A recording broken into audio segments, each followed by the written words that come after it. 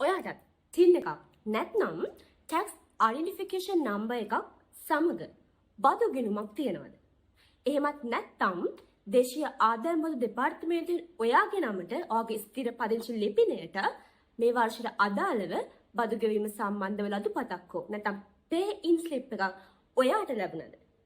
එහෙමනම් කතා දෙකක් නැහැ. ඔයාට බදු ගෙවීම සඳහා ගිණුමක් පවතිනවා. 2024 ජනවාරි මාස 1 වෙනිදා වයස අවුරුදු 18ට සම්පූර්ණ වෙච්ච සෑම ශ්‍රී ලාංකික පුරවැසියෙකුටම මෙලෙස tax identification number එකක් නැත්නම් බදු සඳහා ලියාපදිංචියක් වීම අනිවාර්ය කරලා නීතියක් නිකුත් කරලා තියෙනවා. ඒ අනුව ඔයා විසින් ස්වයංක්‍රීයව ඔයා වෙනුවෙන් මේ විදිහට tax identification number එකක් නිර්මාණය කරලා තියෙන්න පුළුවන්.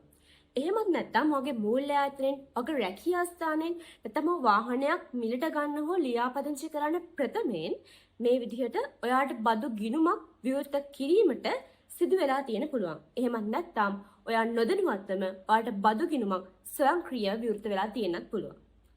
ඒ විදිහට බදු ගිණුමක් තියෙනවද නැද්ද කියන එක දැනගන්න තියෙන පහසුම කාරණාව තමයි මේ වෙනකොටත් ඔයාට බදු ගිණුමක් තියෙනවා නම් ශ්‍රී ලංකාවේ දේශීය ආදායම් බදු දෙපාර්තමේන්තුවෙන් ඔයාගේ ලියාපදිංචි ස්ථිර ලිපිනයට ලියුමක් මගින් හෝ බිල්පතක් මගින් මේ පිළිබඳව දැනුම් දීමක් සිදු කරලා තියෙනවා. ඒ දැනුම් දීමට අනුකූලව ඒ pay in slip එක නැත්නම් බිල්පතේ සඳහන් වටිනාකම ඔබට සැප්තැම්බර් 30 වෙනිදාට ප්‍රථම ගෙවන්නට කියලා දේශීය ආදායම් බදු දෙපාර්තමේන්තුව මගින් නියෝග කරලා තිබුණා. තවමත් ඔබගේ බදු ගිණුමේ සඳහන් නැත්නම් pay in slip එකට අදාළව බදු ගෙවීම දේශීය ආදායම් දෙපාර්තමේන්තුවට සිදු කළා නැත්නම් ඔබට සිදු වෙනවා කඩිනමින්ම ඒ ගෙවීම සිදු කරන්නට. පැහැර හැරියොත් එහෙම ඔබට අතිරේකව 1.5ක මුදල් ප්‍රමාණයකව දඩුවම වශයෙන් ගෙවන්නට සිදු වෙනවා. වගකියවිය යුතු ශ්‍රී ලාංකික පුරවැසියෙකු විදිහට ඔබගේ pay in slip එකේ සඳහන් වෙච්ච පුද්ගලික ආදායම් බදට අදාළ වටිනාකම මේ වෙනිටත් ගෙව්වා අයෙක් නම් එහෙමත් නැත්නම් ඔබට pay in slip එකේ වටිනාකම විදිහට ශුන්‍ය වටිනාකමකින් සහිතව ඒ කියන්නේ වටිනාකමක් රහිතව pay in slip එකක් ලැබුණ අයෙක් වුණත් මේ කාණ්ඩ දෙකෙන් කුමකට ඔබව අදාළ වුණත් ඔබට සිදු වෙනවා 2024 2025 බදු තක්සේරු වර්ෂයට අදාළව ඔබගේ බදු ගිණුමට අදාළව ලිපිගනු සබ්මිට් කරන්නට නැත්නම් ලිපිගනු දේශීය ආදායම් බදු දෙපාර්තමේන්තුවට ලබා දෙන්නට. ඒ අනුව දේශීය ආදායම් බදු දෙපාර්තමේන්තුව නිවේදනය කළා තියෙනවා මේ මාසේ 30 වෙනිදා නැත්නම් නොවැම්බර් 30 වෙනිදාට ප්‍රථම හෝ එදිනට ඔබ සියලු දෙනාම තමන්ගේ pay in slip එකට අදාළව 2024 2025 තක්සේරු වර්ෂය සඳහා ඔබ ගෙවිය යුතු බදු මුදලට අනුකූලව ඔබට සිදු වෙනවා බදු වාර්තාවක් සබ්මිට් කරන්නට. 2024 2025 තක්සේරු වර්ෂයට අදාළව ඔබගේ පෞද්ගලික ආදායම් බදු අය කිරීමේ ආදායම් මට්ටම වෙන්නේ ඔබට වර්ෂයකට රුපියල් ලක්ෂ 12කට වඩා ඉහළ ආදායමක් උපයනවා නම්. හැබැයි ඔබගේ වර්තමාන වාර්ෂික ආදායම් මට්ටම රුපියල් ලක්ෂ 12ට වඩා ඉහළ නැත්නම් එහෙම නැත්නම් වාර්ෂිකව පුද්ගලික ආදායම් බද්ද ගණනය කරන ආදායම් මට්ටම ඉක්මවා නොයයි නම් ඔබගේ ස්ලිප් එකේ අර ශූන්‍යයක් මම කලින් කිව්වා වගේ ඔබට ලැබිලා තියෙනවා. නමුත් ඔබට සිදු වෙනවා ඔබගේ බදු ආදායම් ගිණුම් සබ්මිට් කරන්නට ඔන්ලයින් ක්‍රමවේදය හරහා දේශීය ආදායම් බදු දෙපාර්තමේන්තුවට. මේ වීඩියෝ එකේදී මම කියලා දෙන්නම් ඔබ රුපියල් ලක්ෂ 12ට අඩු ආදායමක් වාර්ෂිකව උපයන පුද්ගලයෙකු නම් ඔබ කොහොමද ඔබගේ බදු ගිණුම් සබ්මිට් කරන්නේ කියලා. ඒ කියන්නේ ඔබට ආදායම් බදක් ගෙවන්න නැහැ. නමුත් ඔබ වාර්ෂික අදාළ ඔබගේ බදු ගිණුම් අනිවාර්යයෙන්ම සබ්මිට් කළ යුතුයි නීතියට ප්‍රකාරව. ඒ සඳහා ඔබට සිදු වෙනවා TIN නම්බර් එකත් සමග පාස්වර්ඩ් එක දේශීය ආදායම් දෙපාර්තමේන්තුව මගින් ඉල්ලීමක් සිදු කරලා දැනගන්න ඕන. ඒ පාස්වර්ඩ් එක සහ ඔබගේ TIN අංකය සහිතව ඔබගේ බදු ගිණුමට අන්තර්ජාල සබඳතාවය සහිත ස්මාර්ට් ජංගම දුරකථනකින් හෝ පරිගණකයකින් ලොග් වෙන්නට ඕන. ඉන්පසු ඔබගේ බදු ගිණුමට පිවිසලා ඔබට සිදු වෙනවා e-service යටතේ පවතින ඔප්ෂන් අතුරින් simplified return යටතේ තියෙන nil return කියන ඔප්ෂන් එක සිලෙක්ට් කරලා පහසෙන් ඔබට හැකියාව තියෙනවා ඔබ ආදායම් බදු ගෙවිය යුතු ආදායම් මට්ටමක නොපවතින පුද්ගලයෙකු නම් ඔබට කිසිදු ආදායම් බද්දක් මේ වර්ෂයට අදාළව ගෙවීමට නොපවතිනවා නම් පාසල් ඔබගේ බදු වාර්තාව නිල් රිටර්න් එකක් විදිහට නැත්නම් නමුත් මේ යටතේ තියෙන වැදගත්ම කාරණාව තමයි ඔබගේ මේ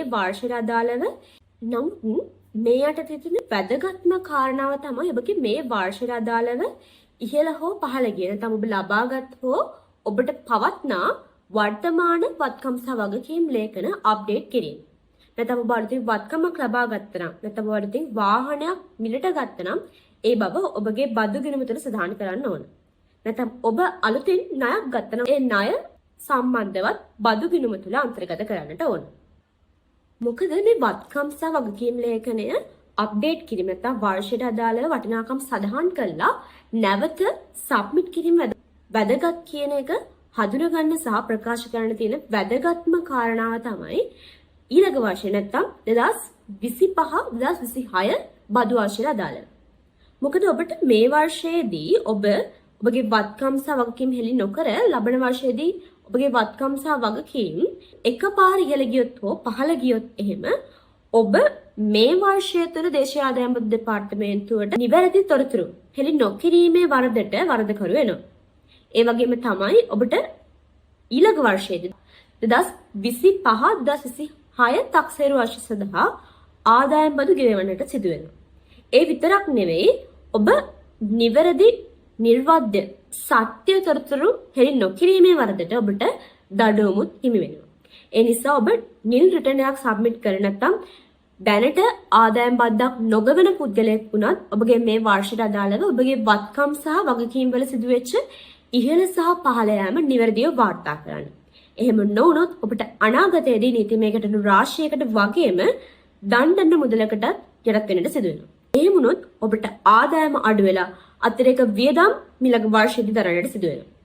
මේ විදිහට නිල් රිටර්න් එකක් සබ්මිට් කරද්දී හරි මේ බදු ගිණුම් නොවැම්බර් 30 වෙනිදාට පෙර සබ්මිට් කරද්දී හරි ඔබට යම් කිසි ගැටලුවක් ඇති වුණොත් එහෙම නැත්නම් මේ බදු ක්‍රියාවලිය සම්බන්ධ යම් කිසි අදහසක් ඔබට පවතිනවා නම් ඔබ පහලින් කමෙන්ට් එකක් දාන්න.